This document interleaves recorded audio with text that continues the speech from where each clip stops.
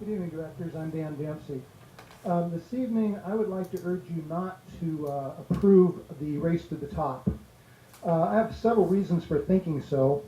One, I don't believe it will lead to improvement in the Seattle schools. As I look at what took place at Cleveland High School, I think we can have that as kind of a microcosm of what happens with the feds getting involved. We know that Cleveland is classified as a failing school because of 3 years of extreme underperformance in mathematics brought to us by the National Science Foundation, the University of Washington, with all of their best practices. I wouldn't sign up for that again, but it appears we're signing up for maybe even worse. Because Seattle had some interviews on March 23rd for a school improvement grant through OSPI. Again, this is federal funding. Second question.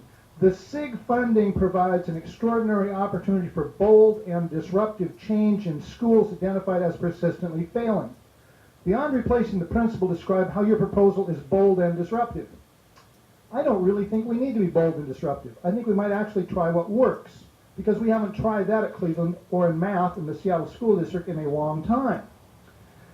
If we take a look at what we'd like to have happening in schools, I would think we'd actually like to have best practices, as in best practices that can actually are data-driven and actually have shown some proven effectiveness. But unfortunately, we don't choose that. We choose the Discovering Math series. And then when the judge says, oh, you need to include all the information, not just the information you want to look at, the superintendent says, nope, that violates our right to exclude evidence, I guess. The public would like to be heard from, and we're not being heard from, and that takes us right back to race to the top. Here we have information coming to us from above about what you need to do to make things better. But unfortunately, what's recommended doesn't make things better, but we are bribed to do so anyway. I believe you have an optional component number 2 that talks about 10%. I think messing up 5% of the schools is better than messing up 10% if you're going to do something in this regard. Anyway, yeah, that's about it. Oh, and by the way, the NTN lawsuit will be appealed by Friday. Thank you very much.